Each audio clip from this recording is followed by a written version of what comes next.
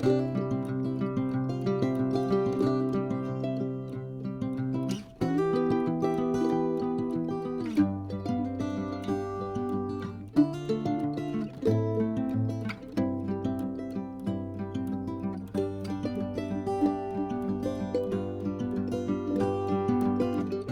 right, welcome back to Baking with Frank. I am Tom, and we are today going to make a compilation with a new tool.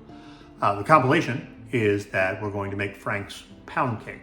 Now, Frank called this loaf cake, and he called it pound cake, and he has at least one recipe that is loaf cake or pound cake.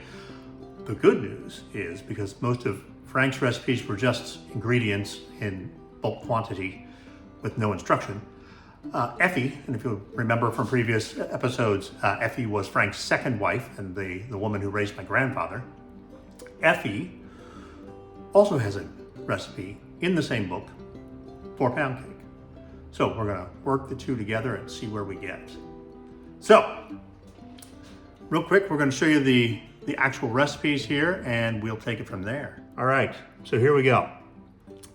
Here are Frank's recipes, the loaf cake or pound, and then Effie's written recipe that contains all the instructions. Effie took over this book in 1938 after Frank died, so this one is sometime between 1938 and 1942. These two, obviously, because Frank died in 38, would be before that. Either that or we got problems. So first thing we're going to do is a little bit of measuring. These broken down, and I took the time to break down the loaf cake or pound to a more reasonable amount. And interestingly, surprisingly, shockingly, it turned out to be about the same as Effie's cake. What we're using, the new implement here, is a vintage scale. I believe this was a general store scale, but it's one that Mom had, one that my brothers and I grew up with. So we're going to use it today because, it weighs the same. So we're going to start off measuring out a pound of, 8 ounces of sugar and 8 ounces of flour. I realize that's not a pound and it's a pound cake, but hey, work with me here. So we're going to call that a pound. Because it bounced down, I'd realize it's probably going to be a little bit over. Again, this is all an experiment. Oh, that's going to be a lot over. Okay, let's dump a little bit of that back. Okay, sugar problem solved. All is well in Sugarland. Put this back here, get it out of the way. You will not see dogs today. Dogs are enjoying some alone time in their room. Don't worry about them. They're doing just fine down there. They've got a full bath, music, the whole 9 yards. Okay, we're going to try to do the flour here, and I'm going to try to do this just on top of the sugar. Save a little washing. Look at that. Another 8 ounces. That doesn't seem like it's going to be enough, but hey, we're going to trust him on this one. All right. Okay, so here's what I did. Here's why it was a problem. Let's see if we can get a little light on this subject for you. So, this is the scale. And I, of course, looked at this and thought, oh, the first X must be 8 ounces. The second must be 16 ounces. And clearly, because this goes up to 16, that was wrong. So we are going to add some more sugar, which will probably make this taste a lot better. And then some more flour, up to 16 ounces. That will probably make it hold together better. Hey, this is all an experiment, right? Right? Vintage tools. Stay with me. Okay. So, what you're going to see next is a lot of really fast-moving tape. Turns out I somehow hit, I think it was slow-mo, which doesn't make sense. Maybe it was time-lapse. I'm as proficient in filming as I am in baking.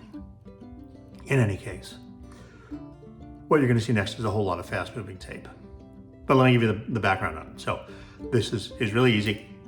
We were at the point where we measured wrong, but we measured wrong because, well, that was on me. But then the instructions weren't very clear because I had read them. So I had to separate out the eggs. There was a lot of really hilarious comments about separating out eggs that had already been put into one thing, but it worked. You'll see that in a flash. and then a whole lot of putting in ingredients and stirring. Not the most interesting part anyway. But anyway, here we are. We are at the point of taking this out of the oven. And while it looked kind of gloopy before, which is a term that you missed because it flew by so quickly, gloopy is a baking term that means gloopy, it turned out to be a batter, and now it's a kick. It's a kick. It doesn't have a hole in it. Figure that reference out on your own. All right, we're gonna let this one cool off and see where we get.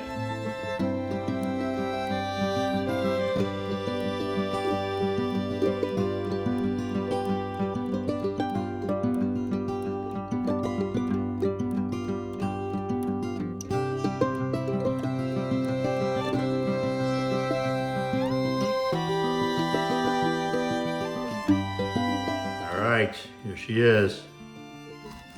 Say, I'm not sure why I keep saying she. Doesn't matter.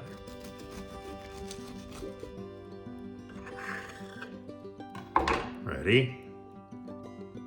All right. Time for the taste test. All right. Beautifully crumbed. I don't know if that's a real thing, but we're gonna find out.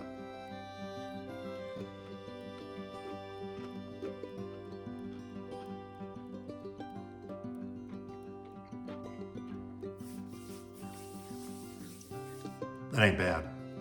Frank, that's 2 in a row.